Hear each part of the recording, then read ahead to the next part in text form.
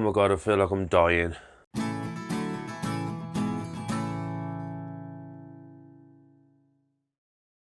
my God, why does all the light shine off my head? I suppose that's better.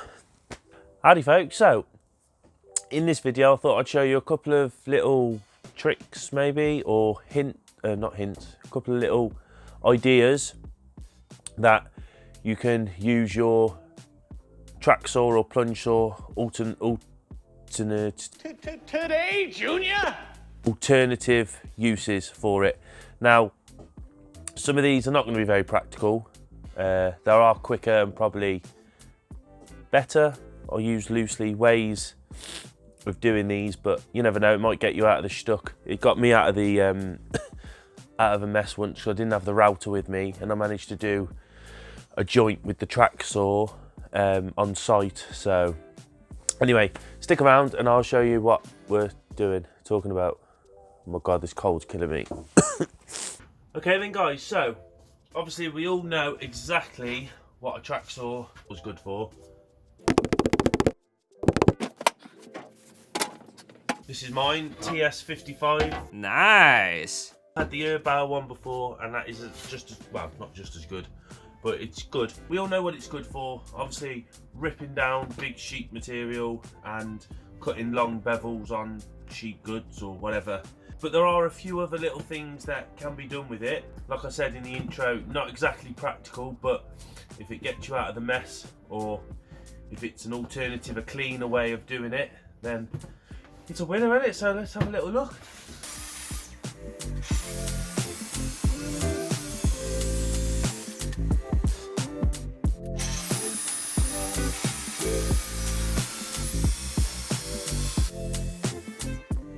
Now, along with it doing long rips and bevel cuts, it's also pretty fast, to be fair. It's also pretty fast at doing rebates in the end of material to accept a panel or something along those lines.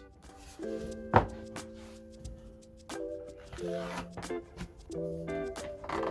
going to set this to 10mm, and then that'll give us a 10mm sort of cut out rebate.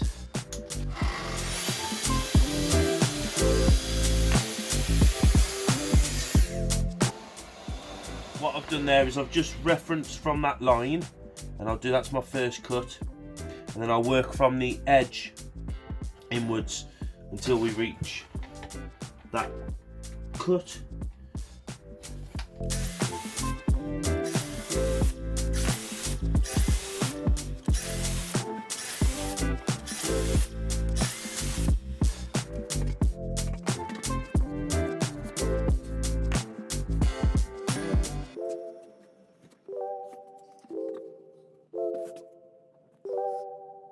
And obviously with that one in mind, it's also good at doing mid panel housing joints, or dados as you call them across the pond.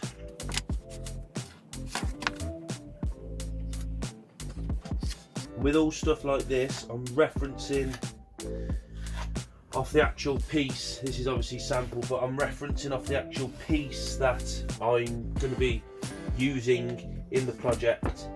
Because sometimes if you measure an 18mm, it's not always 18mm, and if you want a nice tight snug joint, it's best if you can use the piece you're using in the project. And as before, you reference on the inside of the line, so your blade cuts on the inside of the dado or the housing joint. 10mm again.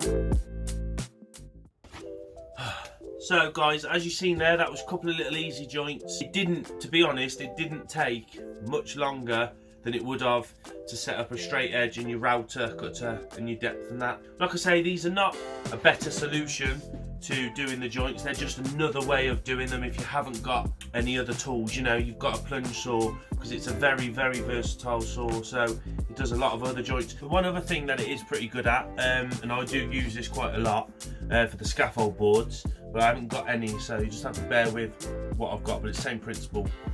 It's great for truing up the sides of boards because the rail is dead straight. Obviously, whatever you put the rail on, it'll cut that in a dead straight line. You know, I'll show you, I've got a couple of scraps of pallet wood here. So if you're doing a bit of a glue up, you can get some nice clean edges. So yeah, let's have a look. So you can see you've got two pallet woods here.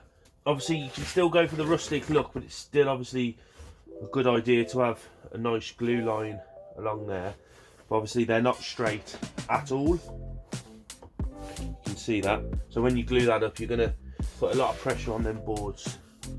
So what we're going to do is we're going to run the TRACKSAW along this edge and along this edge. And what that's going to do is it's going to true this our side up and this side. That's going to give us a lovely tight glue line. There are other ways of doing this, of course. You can run it over a planer, jointer, and that will joint the edge up. Or you can run it through a table saw, but you have to have a bit of a jig set up, so there's a board underneath or on top referencing off the fence, so it cuts this straight. But it does it a lot quicker than making your own jig up, and you've already got it with the rail, haven't you? So yeah, let's get these trued up.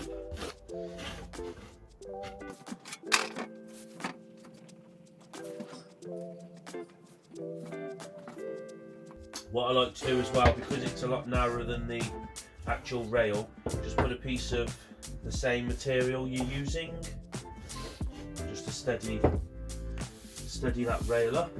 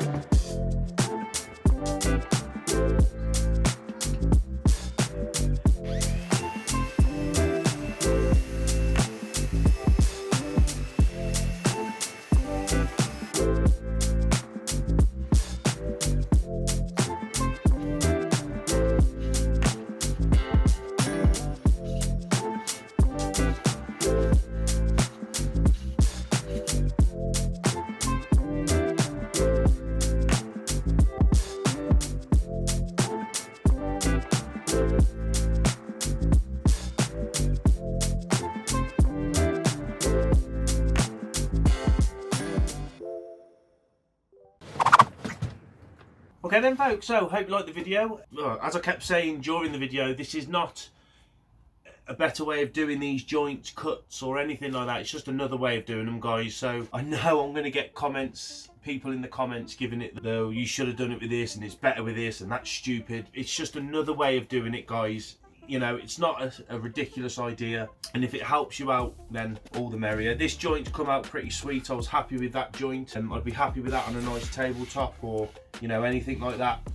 I have seen people do say, I have seen some ones where they've said it's rustic. You know, as far as you want to take the rustic, it's up to you. But me personally, from a construction wise, you do want to have a nice glue line, a nice tight joint where the boards meet. But me personally, I like a nice tight joint down there. So So yeah, I hope you did find the video useful, guys. Give it a thumbs up if you liked it. If you didn't like it, don't give it a thumbs down because I don't want them.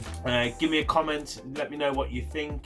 If you've got any other little tips or tricks for a track saw, let me know in the comment section as well. I'm sure there's some brilliant ideas out there. I did actually see one person use, didn't think I'd put it in the video, he did actually use the track saw as a, one for a better word, like the router sled for flattening up uneven boards. He had a little board, it was only a little one.